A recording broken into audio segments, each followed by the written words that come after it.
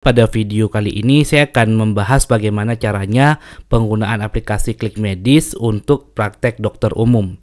Nah, jika Anda sudah mempunyai akun, silakan Anda login dulu ke aplikasi. Tapi jika memang Anda belum punya akun, Anda bisa klik bantuan teknis ini untuk melakukan request pembuatan akun kepada tim Klikmedis seperti itu.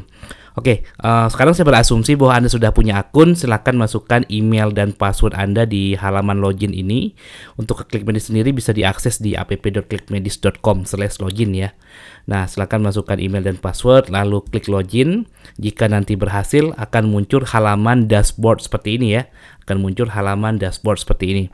Nah, sebelum melakukan proses pelayanan, tentu ada beberapa data yang harus di-entry-kan terlebih dahulu.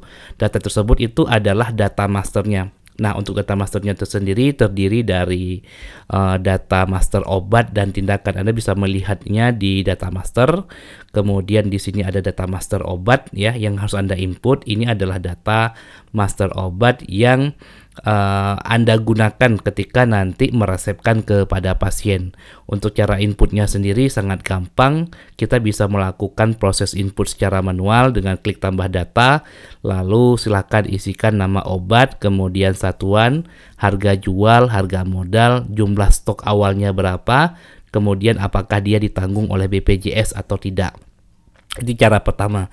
Kemudian cara kedua, Anda juga bisa menambahkan data obat dengan menggunakan data referensi dari KFA Browser. Ini adalah data kamus obat dari Kemenkes gitu ya. Jadi Anda tinggal pilih obat apa yang ingin Anda tambahkan. Sebagai contoh misalnya ibuprofen, saya tinggal klik tambahkan, kemudian saya tinggal isi saja untuk harga jualnya berapa. Misalnya harga jualnya itu 6.000 per tablet gitu ya. Kemudian harga modalnya itu 5.000. Jumlah stoknya misalnya 20. Kemudian klik simpan, maka data obat yang saya tambahkan tadi, yang ibuprofen ini kita bisa lihat nanti di daftar kategori obat-obatan ibuprofen. Nah, itu sudah ada ya yang kita tambahkan tadi, seperti itu. Jadi sangat gampang untuk menambahkan data obat di Klikmedis.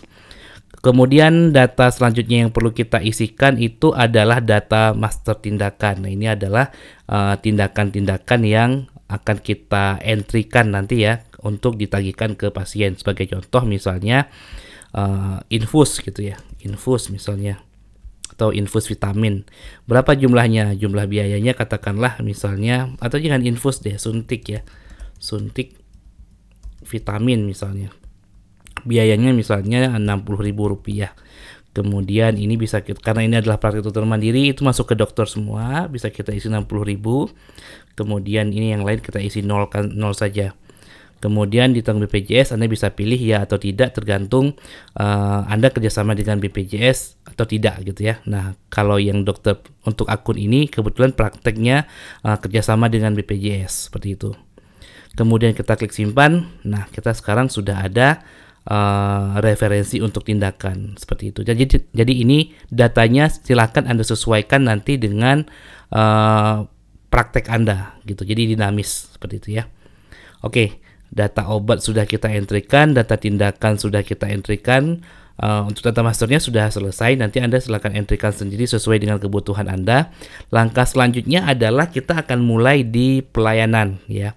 Kita akan mulai di pelayanan. Kalau misalnya nanti si pasien berkunjung, jika memang dia pasiennya belum pernah berkunjung ke praktek kita, maka kita bisa menggunakan pendaftaran pasien baru. Lalu nanti silakan input untuk nomor KTP-nya ya. Silakan input untuk nomor KTP-nya. Jadi kalau misalnya nomor KTP-nya nanti valid untuk nama ya, untuk nomor KTP, jika nomor KTP-nya valid untuk nama, kemudian tanggal lahir dan jenis kelamin itu akan muncul otomatis seperti itu jika nomor KTP-nya valid. Karena sekarang kan untuk pendaftaran agar bisa berizin ke Satu Sehat kan wajib mengirimkan nomor KTP jika dia pasien dewasa. Jadi setiap kunjungan usahakan agar Anda mengentrikan nomor KTP-nya jika dia pasien baru gitu ya.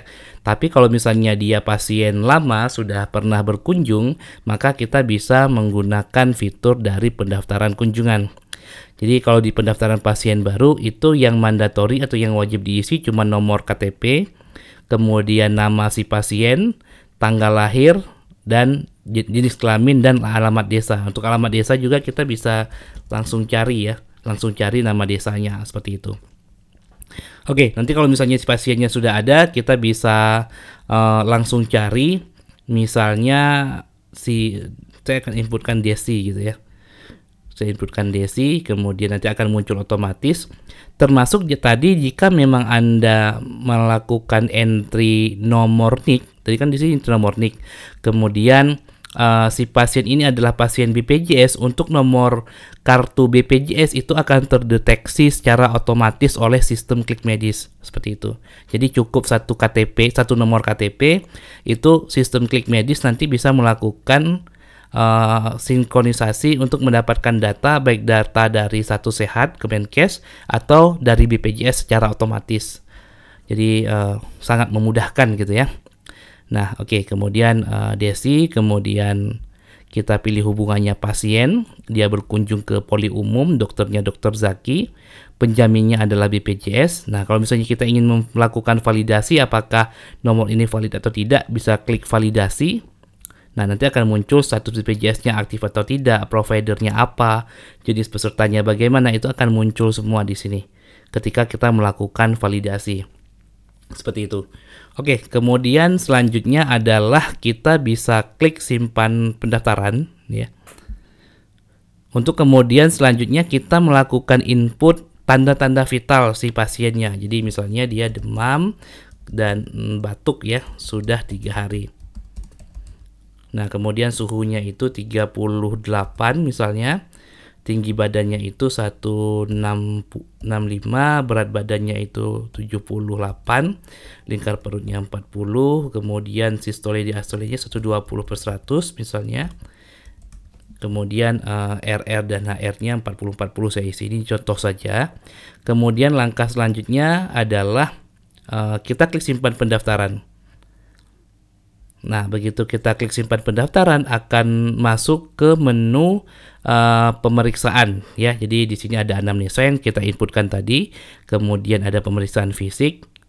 Defaultnya normal, tapi kalau misalnya nanti pemeriksaan fisiknya ada yang tidak normal, Anda bisa ketikkan di sini, misalnya di bagian mulut bengkak gitu ya. Nah, ini bisa. Kemudian di sini ada pemeriksaan penunjang jika memang dibutuhkan untuk input pemeriksaan penunjang. Kemudian di sini ada diagnosa pasien ya, kita bisa isi sudah menggunakan kode ICD-10 untuk diagnosa pasiennya. Dan ini juga bisa lebih dari satu, Anda bisa input. Jadi yang pertama itu akan menjadi diagnosa primer dan yang kedua ini akan menjadi diagnosa sekunder. Kemudian ada lagi pemberian obat ya, tinggal klik aja. Jadi semua di Klikmedis itu untuk input-inputnya itu ada di sebelah kanan. Jadi Anda tinggal klik input obat, nanti cari obatnya apa, misalnya paracetamol. Kemudian jumlahnya berapa, 1 gitu ya, 1 botol. Kebetulan ini paracetamol 120 mg, ini satunya botol ya, ada botol di sini.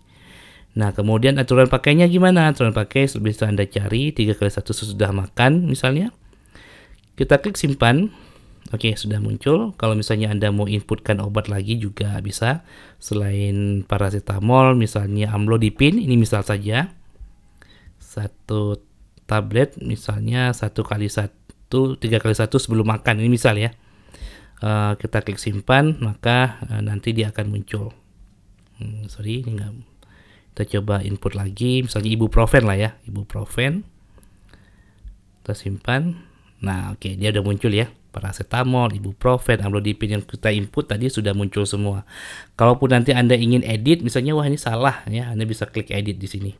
Nah, aturan pakai, jumlah bisa kita edit. Kalau mau hapus juga bisa kita hapus seperti itu.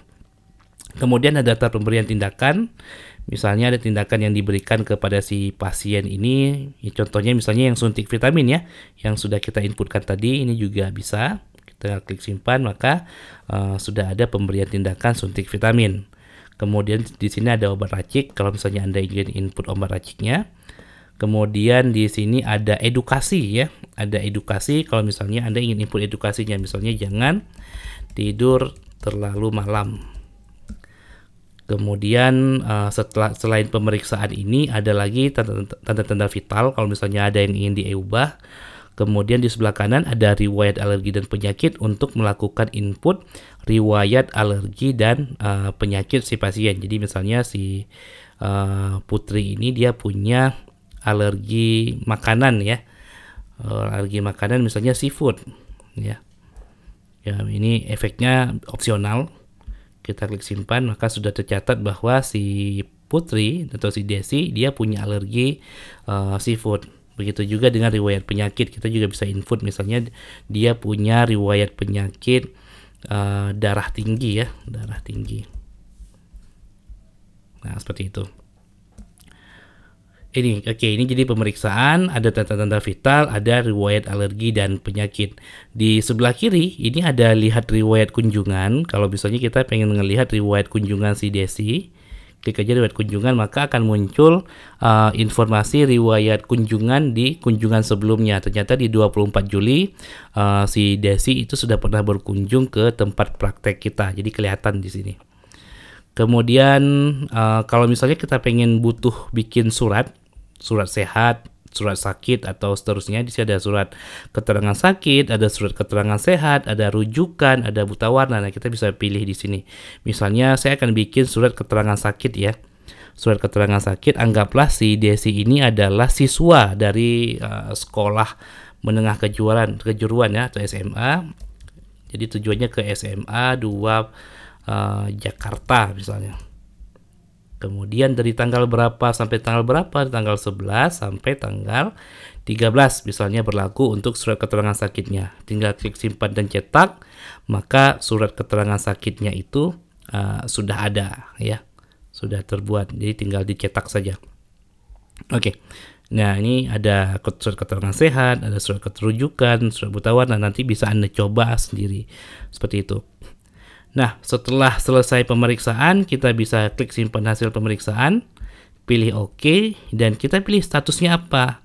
Apakah berobat jalan, observasi, atau dirujuk. Oke, misalnya dia berobat jalan gitu ya. Kita klik simpan dan tandai selesai. Kemudian sudah selesai. Kalau misalnya Anda pengen cetak, karena ini adalah pasien BPJS, jadi ini tidak ditagihkan ke pasien, tapi jika dia adalah pasien umum, maka nanti akan ditagihkan ke pasien. Kalau kita pengen cetak kwitansinya, itu bisa kita cetak di sini. Nah, seperti ini kwitansinya. Nah, karena dia pasien BPJS jadi 0. Oke, seperti itu. Kemudian selanjutnya adalah di sini ada di sini ada X ya. Ada X merah kalau Anda lihat. Nah, ini artinya si data Desi ini belum masih proses menunggu untuk dibridgingkan ke BPJS. Tapi kalau misalnya nanti sudah hijau seperti ini artinya si data pasien itu sudah berhasil dikirim ke Piker ya. Dikirim ke Piker. Begitu juga dengan data hijau ini, kalau misalnya dia datanya sudah hijau, itu artinya sudah berhasil dikirim ke Satu Sehat. Untuk proses pengirimannya sendiri itu terjadi otomatis, jadi nggak perlu diklik apa-apa ya, cukup ditunggu saja, cukup dibiarkan saja, nanti akan terkirim otomatis. Nah, tandanya itu kalau sudah terkirim ke Satu Sehat, ada logo Satu Sehat di sini, tapi kalau sudah terkirim ke BPJS ada checklist warna hijau di sini. Oke, kita refresh. Nah, ini masih on progress. Nanti silahkan kita cek secara berkala. Nah, nanti kalau misalnya sudah bridging, kita bisa cek di sini ya. Nah, di sini ada riwayat bridgingnya kalau kita pengen cek seperti itu. Nah, nanti kalau misalnya kita pengen cek nih, misalnya data untuk akun Praktik Dr. Zaki ini sudah saya setting bridging dengan Piker. Jadi kalau kita pengen ngelihat hasil bridging Piker kita hari ini, nggak perlu buka Piker, bisa langsung diklik yang menu Primary Care BPJS. Nah, ntar akan kelihatan kalau sudah bridging itu akan masuk di sini. Seperti itu. Ini tanggal 11 yang baru bridging 1 yang tadi yang saya input. Seperti itu. Nah, nanti silahkan ditunggu. Nah, ini dia sudah selesai untuk yang bridging Satu Sehatnya. Kemudian untuk Pikernya itu sendiri sepertinya masih berproses. Seperti itu. Oke, nanti setelah proses pelayanannya selesai, ini sudah selesai ya. Kemudian selanjutnya itu kita bisa melihat laporan-laporan di sini. Ada laporan pendapatan. Ini ada laporan pendapatan untuk hari ini ada 2 transaksi atas nama Desi dan Cyprianus Kilau gitu ya. Kemudian ada lagi laporan pembagian jasa medis. Kemudian ada laporan rekap tindakan dan obat. Jadi kita bisa tahu data obat yang sudah kita keluarkan ya ke pasiennya siapa, itu kelihatan detail di sini. Kita bisa klik download. Nah, seperti ini jadi Excel ya. Dia jadi dalam bentuk Excel. Kemudian sebentar, masih yang progress, dia buka Excelnya.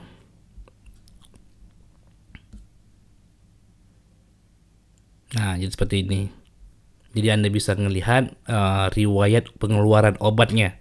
Seperti itu, diberi obatnya apa, kemudian diberikan ke siapa, kapan tanggalnya, penjaminnya apa, ada keterangan atau tidak. Anda bisa lihat di sini semua. Kemudian ada lagi laporan pencatatan pengeluaran. Kalau misalnya kita ingin mencatat pengeluaran dari klinik kita, misalnya untuk hari ini ya, pembelian token listrik misalnya ya sejumlah Rp200.000. Nah, jadi kita bisa mencatat, selain mendapatkan informasi pemasukan, kita juga bisa mencatat pengeluaran kita. Kemudian ada lagi laporan top 10 diagnosa ya. Ada lagi laporan 10 diagnosa, kemudian ini juga bisa kita download kalau memang butuh kita download. Nah, seperti itu. Kemudian ada lagi laporan stock of name ya, dan laporan stock of name juga kalau misalnya kita pengen melakukan stock of name di tempat praktek kita. Seperti itu.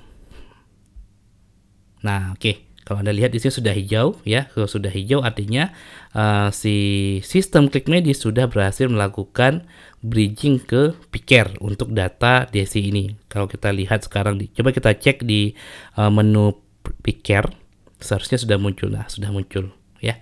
Seperti itu. Oke, cukup sekian video penjelasan bagaimana penggunaan aplikasi Klikmedis untuk praktik dokter mandiri. Jadi kesimpulannya sangat sederhana ya bagaimana penggunaannya. Jadi untuk step by stepnya itu sangat sederhana, dari mulai kita entry kunjungan, kemudian nanti langsung ke TTV, langsung ke daftar pemeriksaan dokter, kemudian langsung ke pembayaran. Ya, jadi sangat sederhana. Kemudian semua data juga bisa di-download ya. Jadi kalau misalnya Anda pengen lihat data kunjungan dari tanggal 1 sampai tanggal hari ini, Anda bisa lihat. Kemudian kalau Anda pengen download juga, tinggal Anda klik icon ini untuk mendownload laporan kunjungannya. Nah, maka akan muncul laporan kunjungan pasiennya ya. Nah, ini dia laporan kunjungan. Sorry, bukan ini. Laporan kunjungan pasiennya kita bisa buka. Nah, ini dia ya. Oke, seperti itu.